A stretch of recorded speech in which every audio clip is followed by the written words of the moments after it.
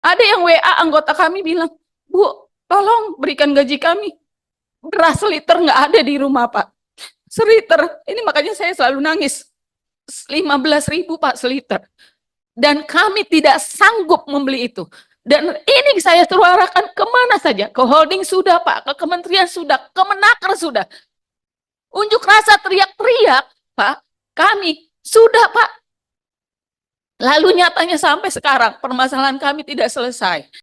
Kata para penyembah bokong penguasa istana bau kolonial, Indonesia saat ini baik-baik saja. Faktanya, banyak bangkai busuk yang disembunyikan. Salah satunya, gaji karyawan Indofarma tak pernah dibayar. Bila mendengar keluhan karyawan Indofarma, mereka diperlakukan seperti kuli kerja paksa era kolonial Belanda. Simak keluhannya di Komisi 6 DPR. Rasanya saya nih kalau ngomong gini selalu pasti menangis ya Pak.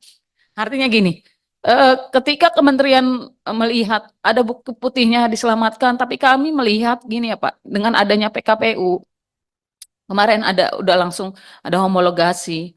Oke lah, mungkin kementerian, ini makanya saya mendorong supaya kenapa negara harus hadir eh, dalam permasalahan kami.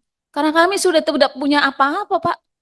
Di Indofarma itu sudah tidak punya apa-apa kalau Bapak melihat, ya Pak, fraud ini membuat kami hancur lebur.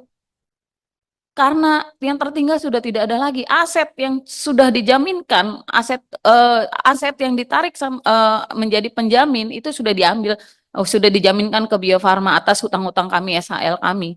Lalu ketika ada PKPU, kalau Bapak boleh melihat, kami coba menggambarkan, mudah-mudahan analisa kami ini tidak salah, karena menurut kementerian, perahu Indofarma itu tidak lagi besar, akan dikecilkan.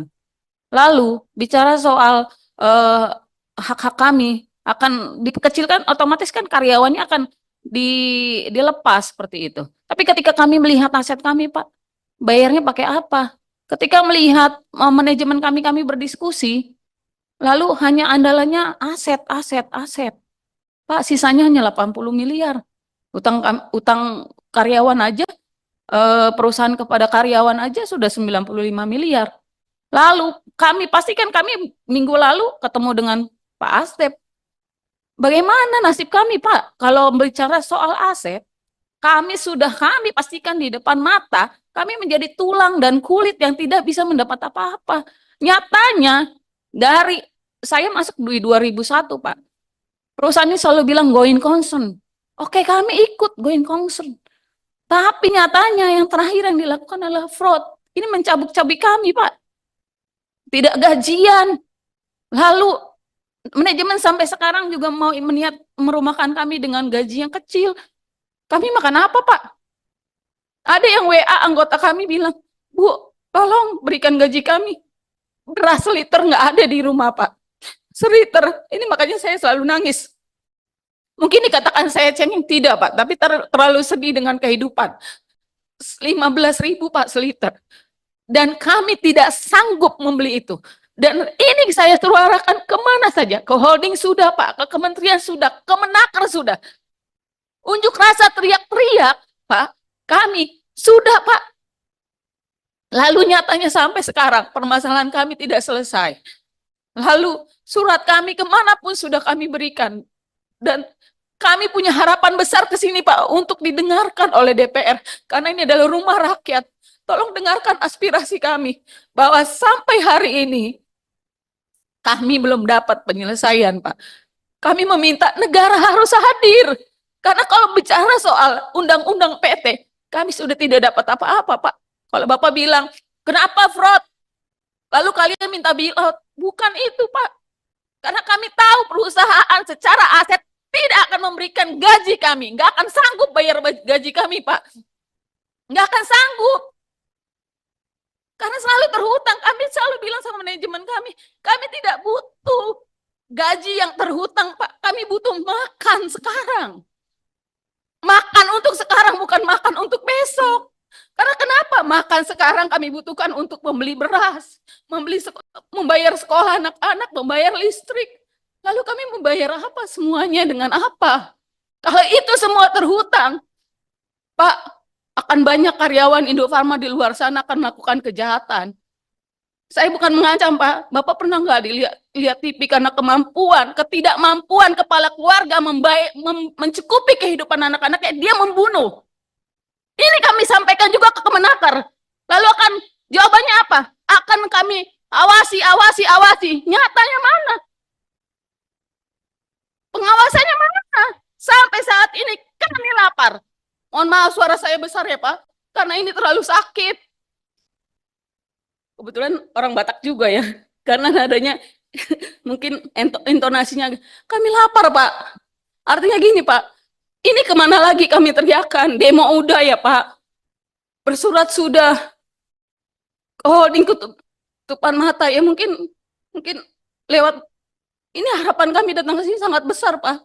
Karena nggak tahu lagi kemana lagi suara ini bisa diteriakkan supaya masalah kami selesai.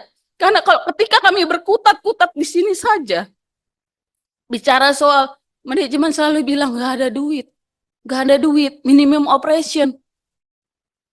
Kalau Bapak bilang kemana kalian? Ketika ini kami sudah bersurat, sudah masuk, sudah segala macam kami lakukan. Kami sudah teriak ketika fraud belum terjadi. Ini akan kesekian, akan terjadi seperti ini. Sudah kami lakukan juga, tapi tidak ada yang mendengar. Akhirnya terjadi. Seperti itu, Pak. Lalu kami seperti apa sekarang? Tidak ada kejelasan sedikit pun, Pak. Kalaupun sekarang sampai hari ini direksi ingin merumahkan kami, rasanya miris, Bu. Karena apa? Merumahkan dengan gaji 2,7, dengan gaji-gaji terhutang, kami mau makan apa meskipun mereka bilang kan kalian bisa kerja karena nggak dituntut dengan pekerjaan yang normal. Lalu kami jadi apa, Bu? Jadi tukang cuci, Bu. Jadi Gojek. Lalu Gojek dengan segala macam sekarang kondisi Indonesia yang tidak baik-baik saja, apakah kami langsung dapat banyak penumpang? Tidak, Bu. Makanya yang kami khawatirkan ketika kami nanti, oke lah kami tidak punya daya untuk melawan ini, ada resizing. Ya oke, yang kami melakukan kemampuan kami hanya, ya sudah, kalau gitu negosiasikan angkanya. Gitu. Tapi saat hari ini saya meminta lebih, karena kami ngadep Komisi 6, tolong dengarkan suara kami, bagaimana kami bisa diselamatkan. Bayarkan hutang-hutang kami, negara harus hadir terhadap kami, Pak. Karena apa? Ini 1.100 orang, Pak. Belum lagi keluarganya, anak istrinya, katakanlah anaknya 3, istrinya 1, 4. Kalau dikalikan 4, Pak, 4.400 yang akan menanggung penderitaan ini. Rasanya miris, Pak. Pasti akan selalu, ketika saya mengatakan ini, selalu, apa ya, tidak bisa tidak menangis, Pak. Terlalu sakit, Pak. Kalau Bapak bilang, ini bukan waktu yang sebentar buat kami untuk menahan ini. Cukup lama, Pak. Dan kenapa harus kami teriakan sekarang memberanikan diri untuk maju? Ini sudah level terendah. Ketika gaji tidak bisa dibayarkan dan ini hanya terutang, ini level terendah, Pak. Apapun itu kebijakan direksi ataupun kementerian, saya meminta supaya negara harus hadir melihat bahwa kementerian ini menunjuk direksi-direksi kami, itu juga harus turut andil dan holding juga harus turut hadir dalam permasalahan kami. Nyatanya kan